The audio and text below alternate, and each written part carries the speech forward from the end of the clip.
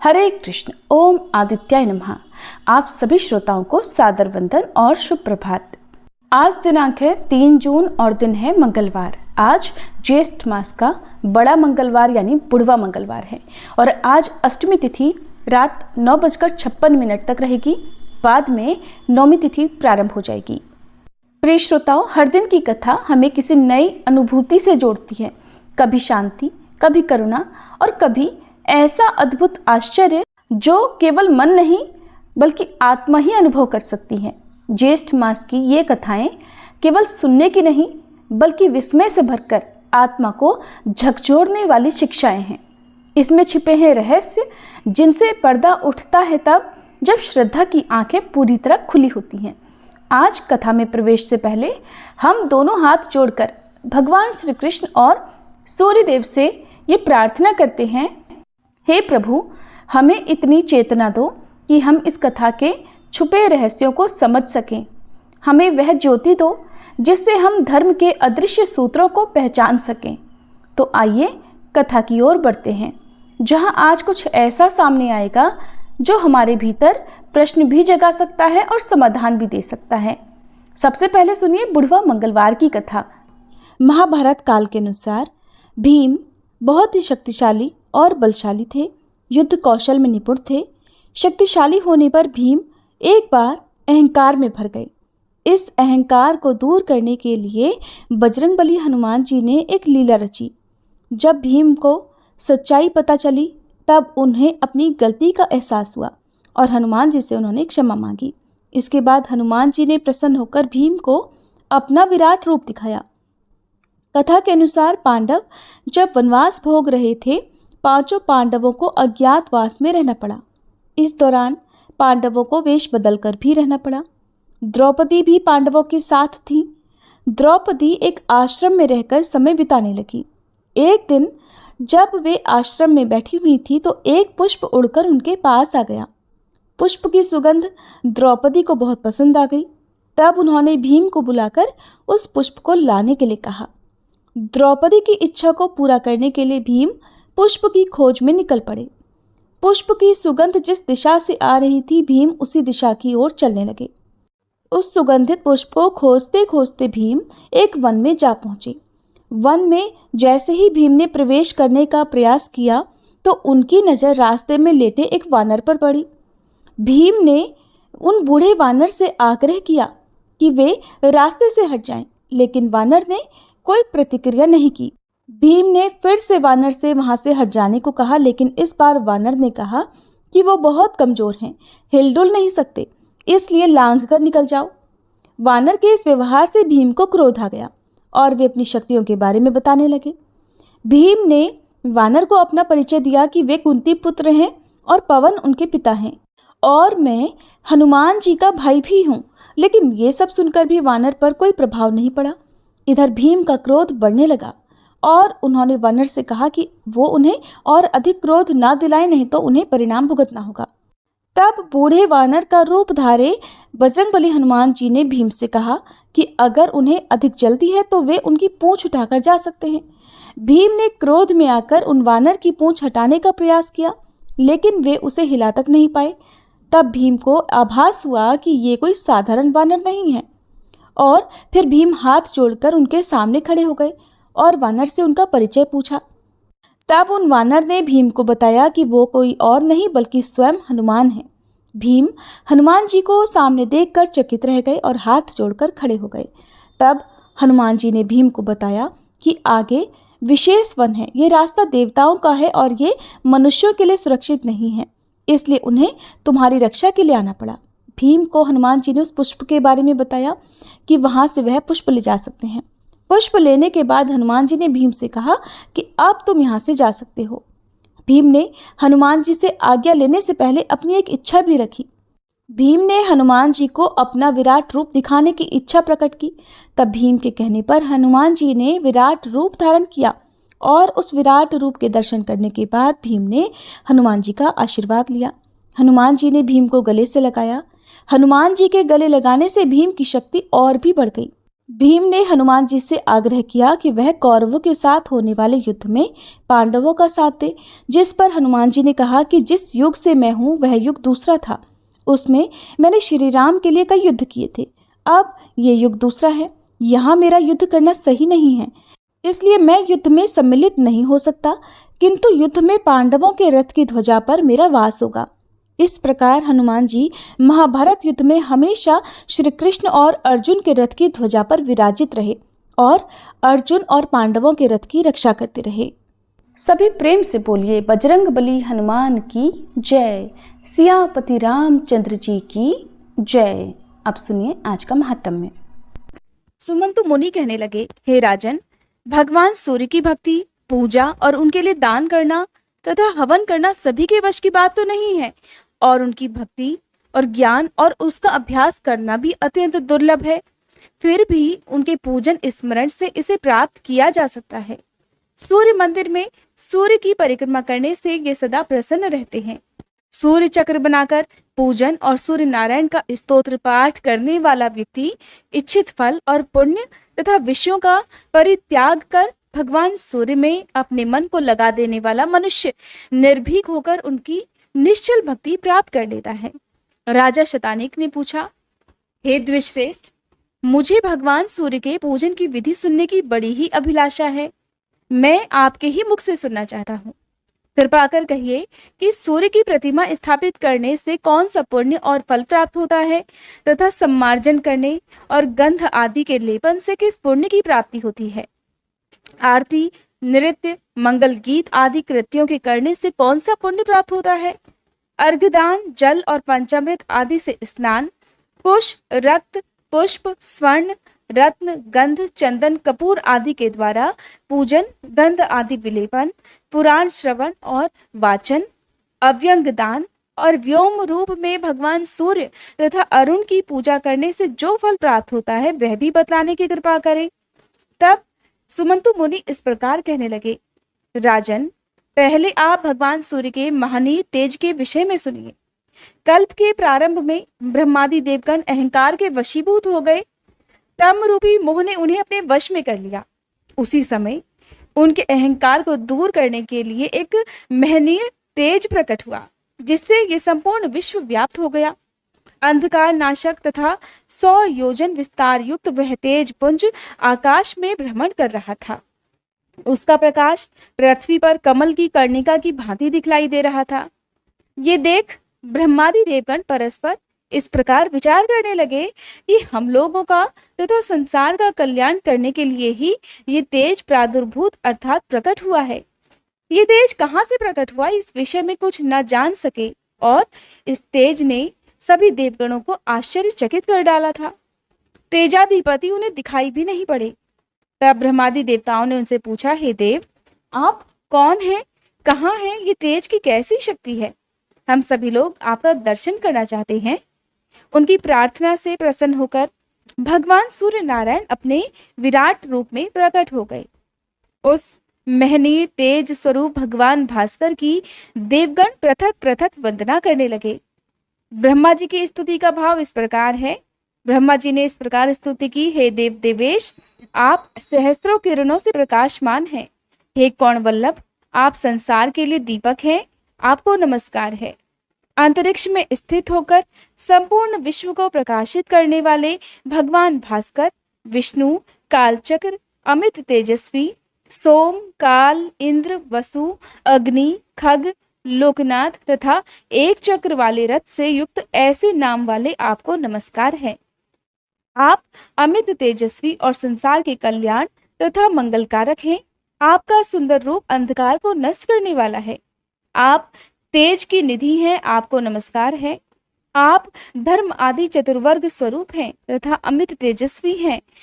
क्रोध लोभ से रहित हैं, संसार की स्थिति में कारण हैं। आप शुभ और मंगल स्वरूप हैं तथा शुभ और मंगल के प्रदाता हैं। आप परम शांत स्वरूप हैं तथा ब्राह्मण और ब्रह्म रूप हैं। ऐसे ही पर ब्रह्म परमात्मा जगतपते, आप मेरे ऊपर प्रसन्न होइए, आपको नमस्कार है। ब्रह्मा जी के बाद शिव जी ने महातेजस्वी सूर्य नारायण को प्रणाम करके उनकी स्तुति इस प्रकार की, विश्व की स्थिति के कारण स्वरूप भगवान सूर्यदेव, आपकी जय हो। अजय, हंस, दिवाकर, महाबाहु, भूधर, गोचर, भाव, खग, जगतपति, भानु, काल, अनंत, संवत्सर तथा शुभानंद, आपकी जय हो। कश्यप की आनंद वर्धन, अदिति पुत्र, सप्ताश्व वाहन, स्वप्तेश, अंधकार को दूर करने वाले, आपकी जय हो। वेदांग रूप, ग्रह रूप, सत्य रूप, स्वरूप, क्रोधादि के विनाशक, कल्याण पक्ष रूप तथा यति रूप, आपकी जय हो। हे प्रभु, आप विश्वरूप, विश्वकर्मा, ओंकार, वषटकार, स्वाहाकार तथा स्वधा रूप हैं और आप ही अश्वमेध रूप, अग्नि और अर्यमा रूप हैं। संसार रूपी सागर से मोक्ष दिलाने वाले हे जगतपते, मैं संसार सागर में डूब रहा हूँ, मुझे अपने हाथ का अवलंबन दीजिए, आपकी जय हो। भगवान शिव के बाद भगवान विष्णु ने सूर्य नारायण को श्रद्धा और भक्ति पूर्वक प्रणाम कर उनकी स्तुति इस प्रकार की। भूत भावन देव देवेश, आप दिवाकर, रवि, भानु, मार्तंड, भास्कर, भग, इंद्र, विष्णु, हरि, हंस, अर्क इन रूपों में प्रसिद्ध हैं, आपको नमस्कार है। हे लोक गुरु, विभु, त्रिनेत्रधारी, त्रिमूर्ति, त्रिगति हैं। आप 6 मुख, 24 पाद तथा 12 हाथ वाले हैं। समस्त लोकों तथा प्राणियों के अधिपति हैं। देवताओं तथा वर्णों के भी आप ही अधिपति हैं, आपको नमस्कार है। हे जगत स्वामिन, आप ही ब्रह्मा, रुद्र, प्रजापति, सोम, आदित्य, ओंकार, बृहस्पति, बुध, शुक्र, अग्नि, भग, वरुण हैं। आपसे ही ये संपूर्ण चराचर जगत व्याप्त है। देवता, असुर तथा मनुष्य आदि सभी आपसे ही उत्पन्न हुए हैं। हे अनघ कल्प के आरंभ में संसार की उत्पत्ति, पालन और संहार करने के लिए ब्रह्मा, विष्णु और शिव उत्पन्न हुए हैं, आपको नमस्कार है। ब्रह्मादि देवताओं की स्तुति से भगवान सूर्य नारायण बहुत ही प्रसन्न हुए और उन्होंने ब्रह्मा, विष्णु तथा महादेव को अपनी अखंड भक्ति तथा अपना अनुराग प्राप्त करने का वर प्रदान करते हुए कहा, हे विष्णु, आप देव, दानव, यक्ष, राक्षस, गंधर्व आदि सभी पर विजय प्राप्त कर अजय रहेंगे। संपूर्ण संसार का पालन करते हुए आपकी मेरे ऊपर अचल भक्ति बनी रहेगी। ब्रह्मा भी इस जगत की सृष्टि करने में समर्थ होंगे और मेरे प्रसाद से शंकर भी इस संसार का संहार कर सकेंगे, इसमें कोई संदेह नहीं। मेरी पूजा के फलस्वरूप आप लोग ज्ञानियों में उत्कृष्ट स्थान प्राप्त कर लेंगे। तब भगवान महादेव ने जो कुछ भी कहा उसका वृतांत आप सभी अगले अध्याय में सुनिएगा। श्री रवि हरत हो घोरतम, अगणित किरण पसारी, वंदन करूं तब चरणन में, अर्घ देऊं जलधारी। सकल सृष्टि के स्वामी हो, सचराचर के नाथ, निस्दिन होत तुमसे ही, होवत संध्या प्रभात। जय भगवान सूरतमहारी, जय खगेश दिन कर शुभकारी। तुम हो सृष्टि के नेत्र स्वरूपा, त्रिगुणधारी त्रैवेद स्वरूपा। तुम ही करता पालक संहारक, भुवन चतुर्दश के संचालक। सुंदर बदन चतुर्भुजधारी, रश्मि रथी तुम गगन विहारी। चक्र शंख अरु श्वेत कमलधर, वर मुद्रा सोहत चोटे कर।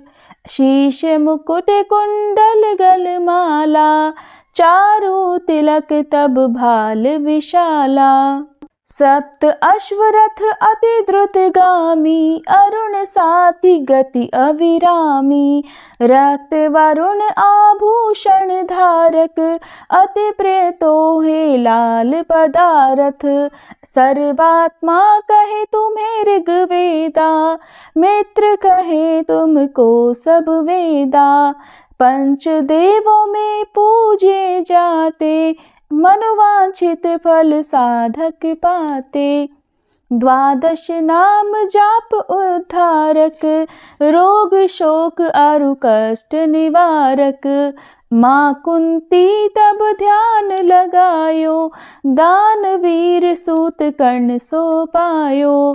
राजा युधिष्ठिर तब जस गायो, अक्षय पात्र वो वन में पायो। शस्त्र त्याग अर्जुन अकुरायो, बन आदित्य हृदय से पायो। विंध्याचल तब मार्ग में आयो, हाहाकार तिमिर से छायो। मुनि अगस्त गिरि गर्व मिटायो, निज तप बल से विंध्य नवायो। मुनि अगस्त तब महिमा गाई, सुमिर भये विजयी रघुराई।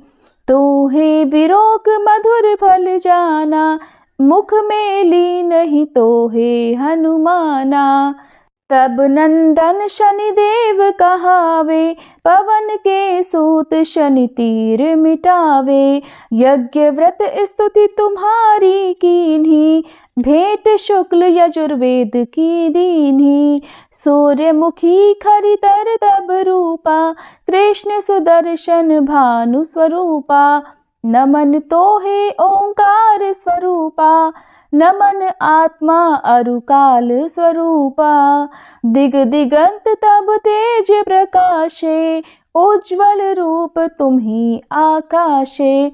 दश दिगपाल करत तब सुमिरन, अंजलि नित्य करत हैं अर्पण।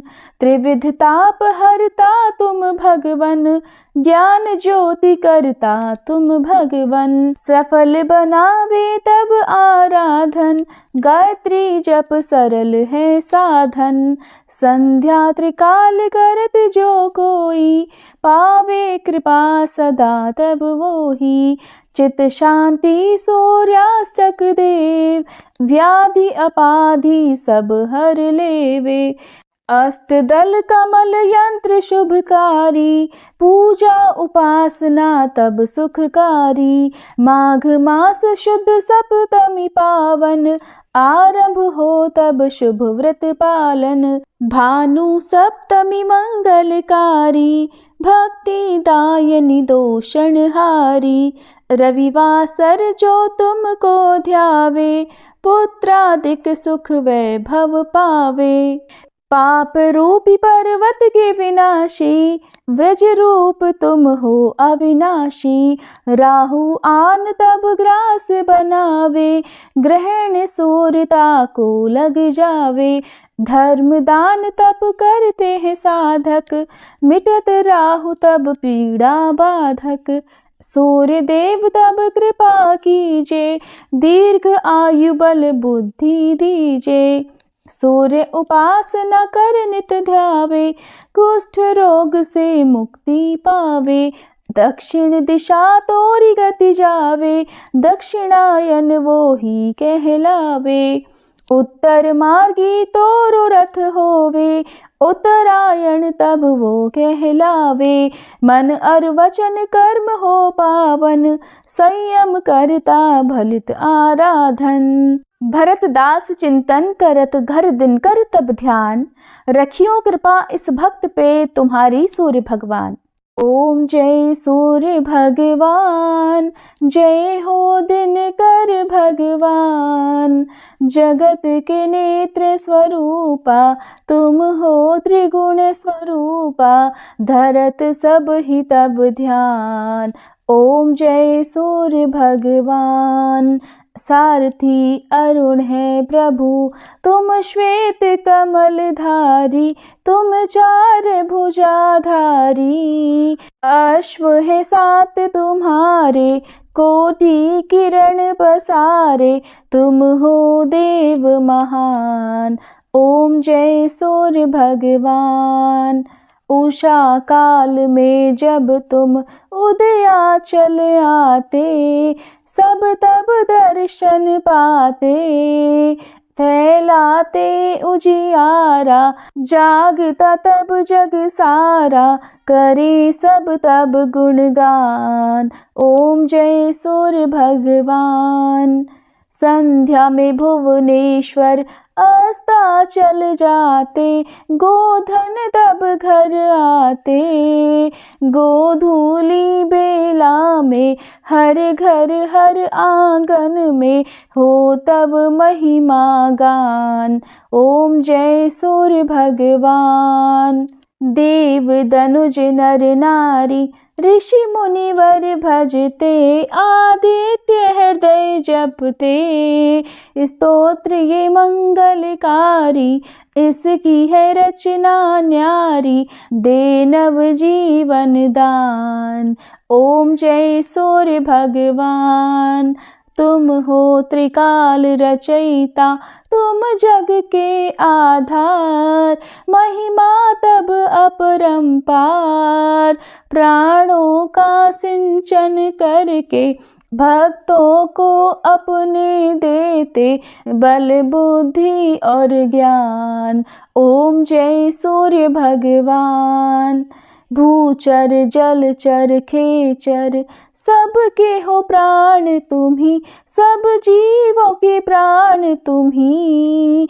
वेद पुराण बखाने, धर्म सभी तुम्हें माने, तुम ही सर्वशक्तिमान।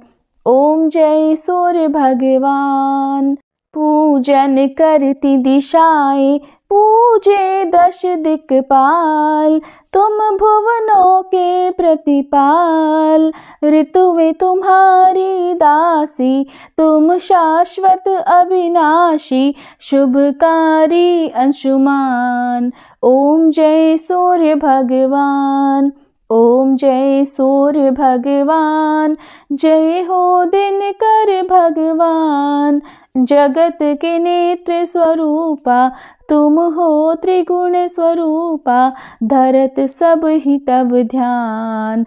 ओम जय सूर्य भगवान। ओम जय सूर्य भगवान।